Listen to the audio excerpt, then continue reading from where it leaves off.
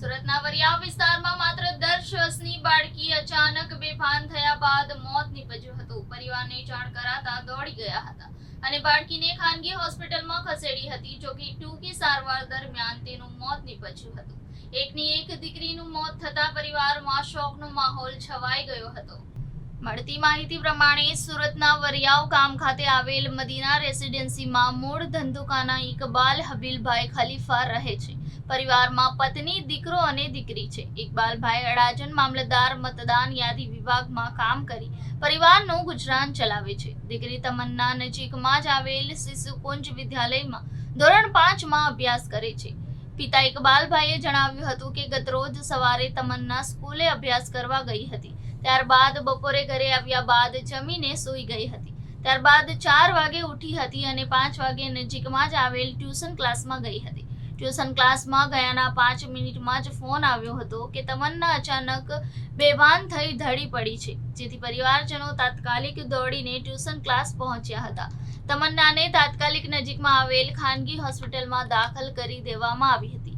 જો કે વેન્ટિલેટર સહિતની સારવાર આપવામાં આવી રહી હોવા છતાં પણ કોઈ રિકવરી આવી ન હતી, જેથી અન્ય એક ખાનગી હોસ્પિટલમાં તેને ખસેડવામાં આવી હતી, જ્યાં રાત્રે તમન્નાને મૃત જાહેર કરવામાં આવી હતી। દીકરીના અચાનક મોતના પગલે પરિવારમાં શોકનો માહોલ છવાઈ ગયો હતો। 10 વર્ષની બાળકીના મોતનું કારણ જાણવા માટે સિવિલ હોસ્પિટલ ખસેડવામાં આવી હતી। પોસ્ટમોર્ટમના પ્રાથમિક તારણમાં બાળકીના માથામાં હેમરેજ થઈ ગયું હોવાનું સામે આવ્યું છે। જો કે વધુ સેમ્પલ લઈ રિપોર્ટ માટે મોકલી આપવામાં આવ્યા છે। બાળકીનું સ્કૂલ અથવા ટ્યુશન જ્યારે બેભાન થઈને પડી ત્યારે તેના માથામાં ઈજા થઈ હોઈ શકે છે। પિતાએ વધુમાં જણાવ્યું હતું કે તમન્નાને ખેંચ આવવાથી પડી ગઈ હોય તેવું લાગી રહ્યું છે। જો કે અત્યાર સુધી તમન્નાને ક્યારેય ખેંચ આવી નથી। જ્યારે ખાનગી હોસ્પિટલમાં લઈ જવામાં આવી હતી ત્યારે તેમને કોઈ જાણકારી ન હતી। હોસ્પિટલમાં કોઈ રિકવરી પણ આવી રહી ન હતી। હાલ પોસ્ટમોર્ટમમાં તેને માથાના પાછળના ભાગે વાગવાથી લોહી જામી ગયું હોવાનું કહેવામાં આવ્યું છે। જી, તમારું નામ?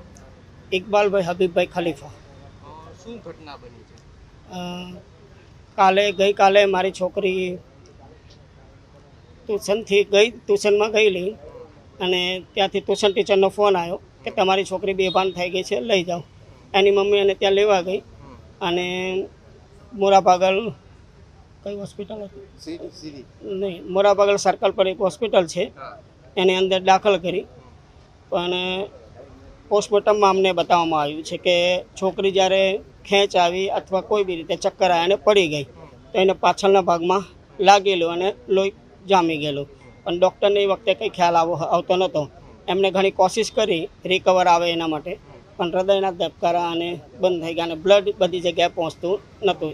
એના હિસાબે એને ડિસ્ચાર્જ કરી જેનેબ હોસ્પિટલમાં, અને જેનેબ હોસ્પિટલમાં એમને બી ટ્રાય કરી અને 11 વાગે એમને મૃત ઘોષિત કરી દીધી। અને પોસ્ટમોર્ટમ કરવામાં આવ્યા ત્યાં અમને જાણ થઈ કે ભાઈ પાછળના ભાગમાં એને વાગેલું છે અને બ્લડ જામી ગયેલું છે।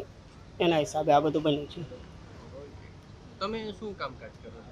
હું મામલતદાર કચેરીમાં ઓપરેટર છું। તમે પરિવારમાં કોણ? પરિવારમાં મારો એક છોકરો, છોકરી અને મારી વાઈફ।